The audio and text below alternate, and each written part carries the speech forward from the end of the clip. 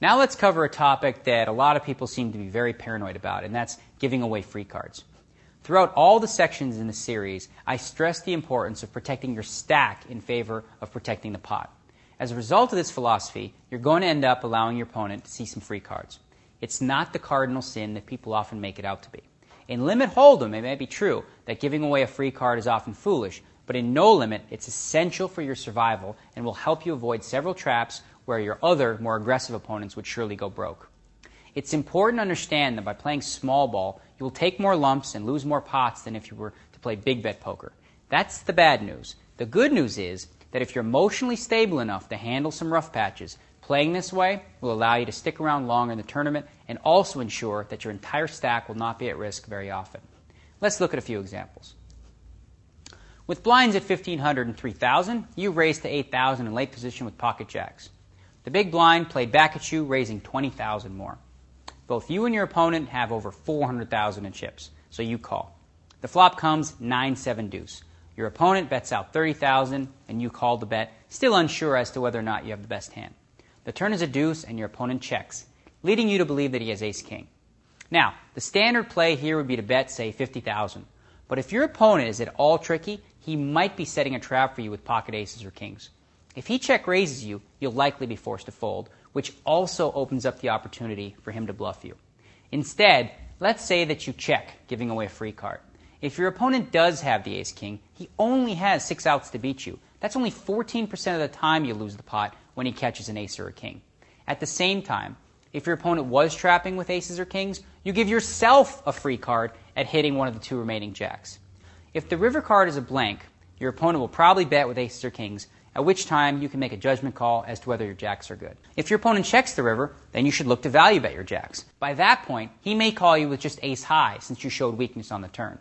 If he has a hand like pocket sixes or pocket eights, then it's very likely that he'll call a value bet of about 50,000. You know, that hand reminds me of a story that Gus Hansen once told me about a hand he played against a player he knew very well. It's almost identical, actually. Gus raised with jacks and the big blind re-raised them. Gus knew that he was a tight player and probably had ace-king or a better pair. So he decided to just call and see what the flop was. The flop was 7-deuce-3, and the player checked to Gus. Knowing his player, Gus was still suspicious that opponent was setting a trap for him, so he checked behind him. The turn card paired the deuce, and once again his opponent checked. Now, based on Gus's read, he didn't think this guy would check twice with aces or kings, so he felt the guy must have ace-king. However, Gus also felt like his opponent, since Gus is such a wild man, would call an all-in bet on the turn with ace-king. Gus also believed, though, that if he checks the turn and bets the river, his opponent would call with ace-king high, whether he made a pair or not. So, rather than risk a 14% chance of going broke on the hand, Gus decided to check what he knew to be the best hand.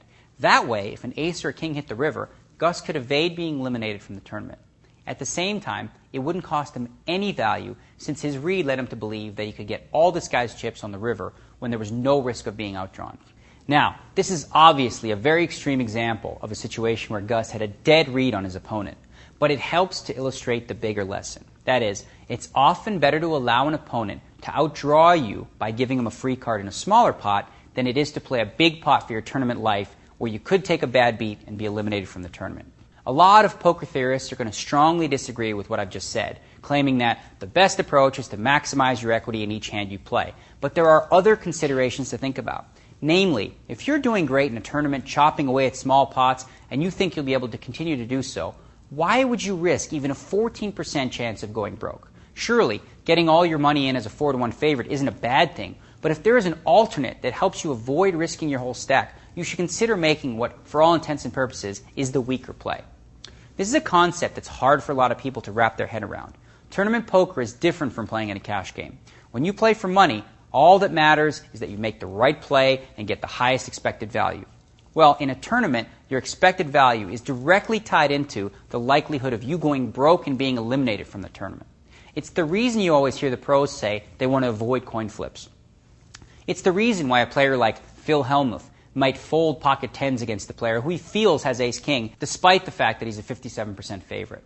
He doesn't want to take the risk of being eliminated 43% of the time because he truly believes that he can build his stack without taking these types of risks. I agree with him. And if you want to be a consistent winner in million-dollar events, this is a concept you'll just have to accept.